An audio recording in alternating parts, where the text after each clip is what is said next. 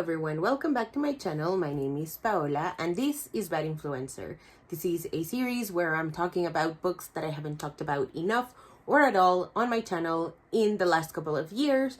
And so this video is a bit of a continuation to my previous video on nonfiction books, where biographies and like nonfiction books about historical events. This video is all about recommending memoirs. So if you're a nosy person like me, you want to know anything and everything about a person, whether it's like throughout their life or in a very specific time of events that they went through. And so if you're a nosy little chismosa like me or Ophelia, little shout out, then this video is for you.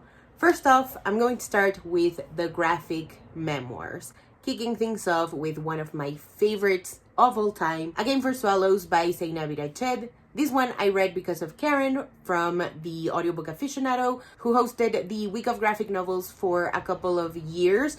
I think I read this one first in 2021 and then I reread it in 2023. This is fantastic. It takes place during the Lebanon Civil War, and it's a very specific time frame where the author's parents left to, I think, visit the dad's mom. But they always obviously came back, and this time they didn't. And so Seina and her brother are sort of stuck in their apartment building with their neighbors, and they share cooking lessons, they play games, and they even share a bit of gossip with each other.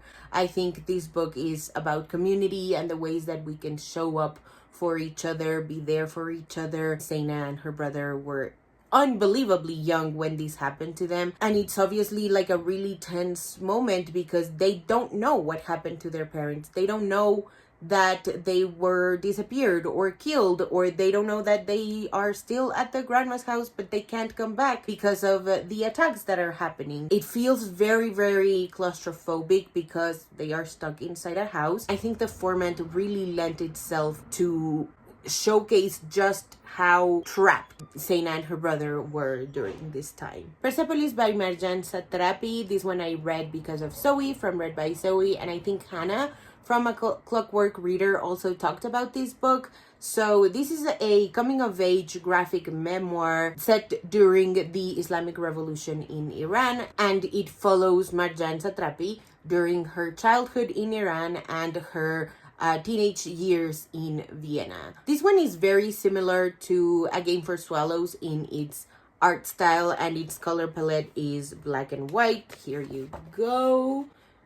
This book changed my life completely. I read it when I was in college, and I studied international affairs, international relations, where there's very little room to like critically think of anything, at least in the way that I was taught.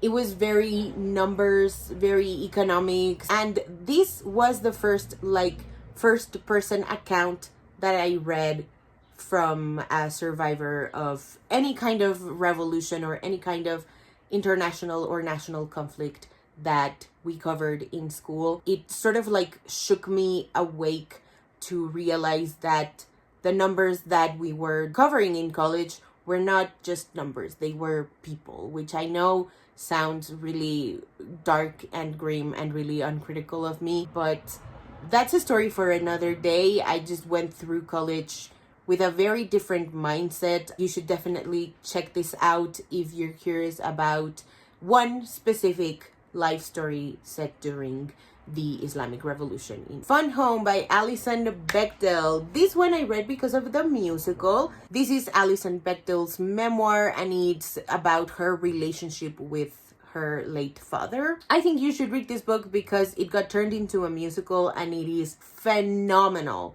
Honestly, one of the best musicals that I've ever seen in my life. The cast recording is absolutely delicious, and the memoir itself is very introspective. It can be at times really heavy to read, but it's also incredibly sympathetic. I love the tone in which this is written. It's obviously really, really heartbreaking, but incredibly cathartic as well. That can be arranged by Huda Fahmy. This one I found it on Storytel randomly. I knew of Huda Fahmy, but I had never read one of her books up until this one. This is the story of how Huda met her husband. It covers loneliness, it covers faith because Huda is Muslim.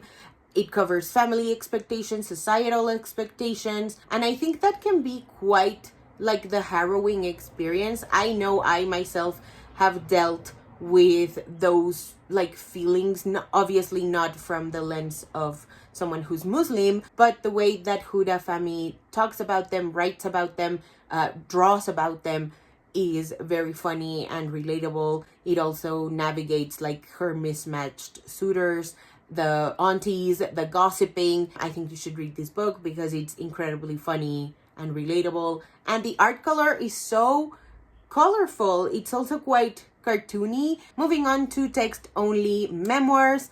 The Distance Between Us by Reina Grande. This is a sort of novelization of her life. Reina Grande was born in Guerrero. I think she was born in Iguala, but I might be super wrong about that. She was born in Guerrero, a state in Mexico that is notably really poor and underserved by the government. And so her father leaves, I think like maybe a year after she was born, to the United States, and later on her mom is also forced to go to the United States in order to find a job and provide for her family that stayed back in Mexico. The story goes on from there. Again, I get that it's nonfiction and I shouldn't be like worried about spoilers. Hello, Editing Paola here. I just realized that I did a horrible job at describing this book and describing what it is that I love about this book.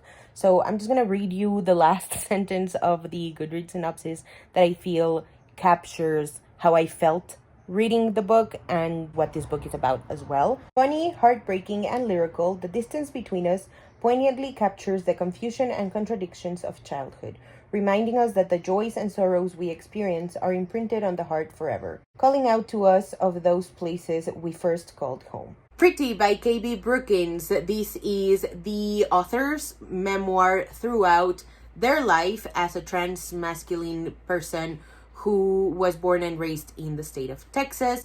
It talks about masculinity, sexuality, relationships, both romantic, platonic, and familial. I have read poems from their collection, How to Identify Yourself with a Wendt, and I have read Freedom House by them as well, which is phenomenal. We covered that on Novel Tindy. It was just such an introspective story. Like, it didn't flinch away from the ugly sides of KB's life and KB's actions. Soaring Earth by Margarita Engel. This is her teenage years through the 1960s. It is written in verse, which I found fascinating. Again, I keep using that word, but I just think it's really interesting to tell your life story in the form of a poem.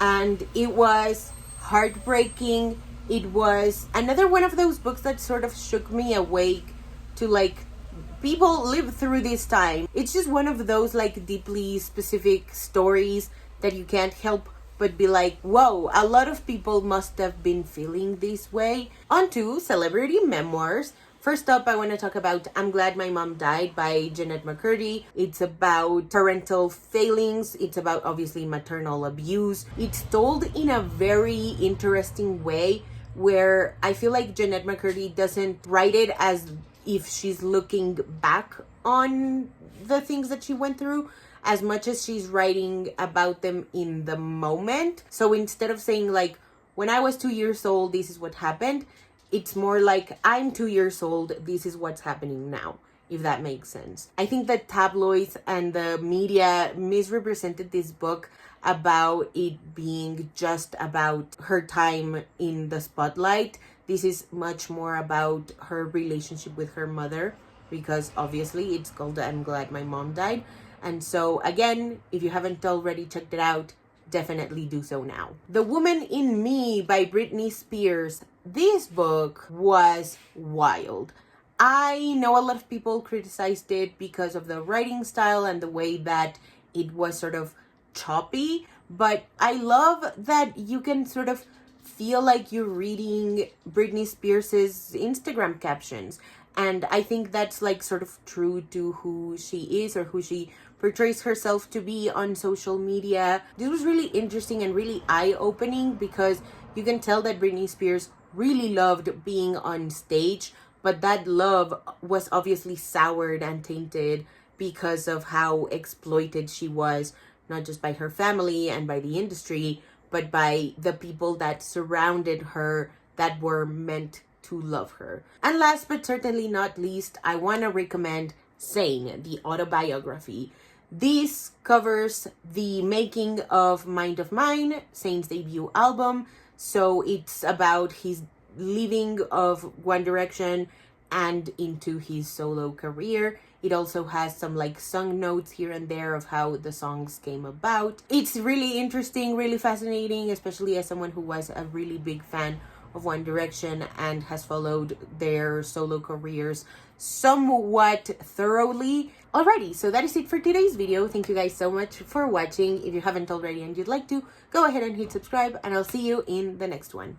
Bye!